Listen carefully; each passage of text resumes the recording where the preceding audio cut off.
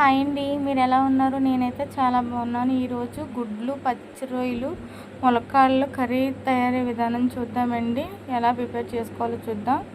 ముందుగా గిన్నె పెట్టుకొని గిన్నెలో నేనైతే 10 గుడ్లు వేసుకున్నానండి. 2 పూటలకు వస్తాయి అని చెప్పి. ఆయన గుడ్లు ఎక్కువ తింటారండి మా ఇంట్లో అయితే. మా హస్బెండ్, మా చిన్నాడు తింటారండి ఎక్కువ. అందుకని నేను నీళ్ళు పోసుకొని కొంచెం గళ్ళుప్పు వేసుకున్నానండి. గళ్ళుప్పు వేసుకున్న తర్వాత నేనైతే 10 గుడ్లు ఉడకబెట్టుకుంటున్నానండి. 10 గుడ్లు మనకు కావాల్సిన గుడ్లు ఉడకబెట్టుకోవాలి. ఉడకబెట్టుకుని మూత పెట్టుకుని ఉడకబెట్టుకున్న తర్వాత అవి ఉడికిపోయిన తర్వాత మనం తొక్కు తీసి కొంచెం పక్కకు పెట్టుకోవాలండి.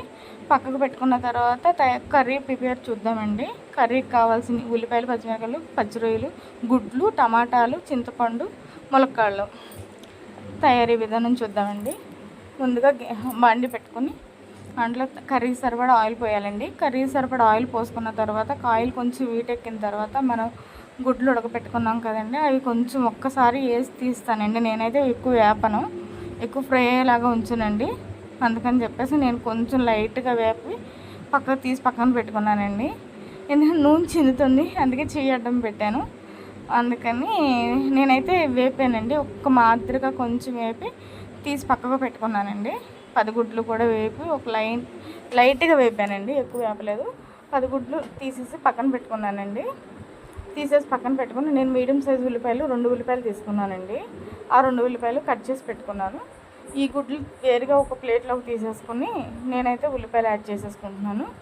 అదే నూనెలో ఉల్లిపాయలు, పచ్చిమిరపకాయలు కోసి యాడ్ చేసుకున్నానండి.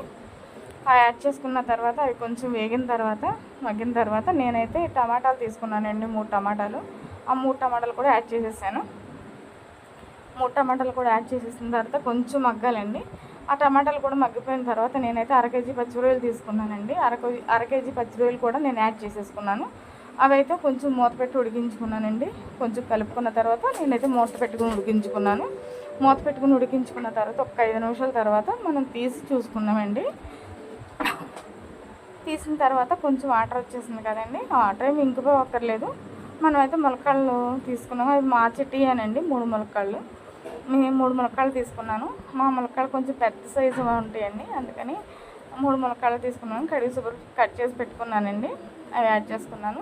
అది ఒకసారి కలుపుకున్న తర్వాత మనం ఒక్క నిమిషం అంటే ఒక్క నిమిషం కాదండి, ఒక 2 నిమిషాలు అయితే మాత్రం నూనెలో మగ్గపెట్టుకోవాలి. నూనెలో మగ్గపెట్టుకున్న తర్వాత మనం మూత పెట్టుకుని ఉడకపెట్టుకున్నామండి. మూత తీసిన తర్వాత కొంచెం మగ్గినట్టు ఉన్నాయి. మనం ఉప్పు, కారం అవి యాడ్ చేసేసుకున్నామండి. నాకు కర్రీ సరిపడా నేనైతే 2 స్పూన్లు ఉప్పు తీసుకుంటున్నానండి.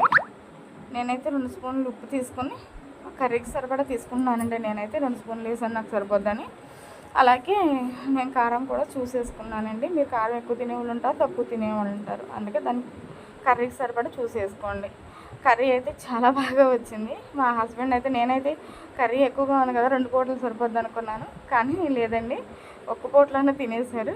ఇలా మనం కలుపుకొని ఒక్క నిమిషం మూత పెట్టుకొని ఉప్పు కారం పట్టిన తర్వాత నేనైతే 2 గ్లాసులు వాటర్ పోసుకున్నానండి. ములక్కాడలు ఉడకాలి కదా అని చెప్పేసి నేనైతే 2 గ్లాసులు వాటర్ తీసుకున్న తర్వాత 10 గుడ్లు ఉన్నాయి కదండి, ఆ 10 గుడ్లు కూడా నేను యాడ్ చేసేసుకున్నాను. కొంచెం దగ్గర చేసుకుని యాడ్ చేసేసుకున్నానండి.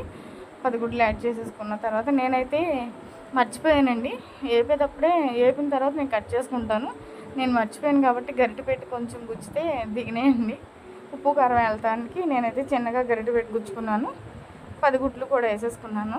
10 గుడ్లు వేసేసుకొని కొంచెం కలిపి మూత పెట్టి ఉడకబెట్టుకుంటున్నాను. మనం కర్రీ ఒకసారి మూత పెట్టుకుని ఒక 5 నిమిషాలు ఉడకపెట్టుకోవాలి. 5 నిమిషాలు ఉడకపెట్టుకున్న తర్వాత నేనైతే నిమ్మకాయ సైజు అని చెప్పలేను, చింతపండు కొంచెం పెద్ద సైజే తీసుకున్నాను. నాకు కర్రీ సరిపడా తీసుకున్నాను. ఎక్కువ ఉండొచ్చు, తక్కువ ఉండొచ్చు కదా, కొంతమంది ఎక్కువ తింటారు పులుపు.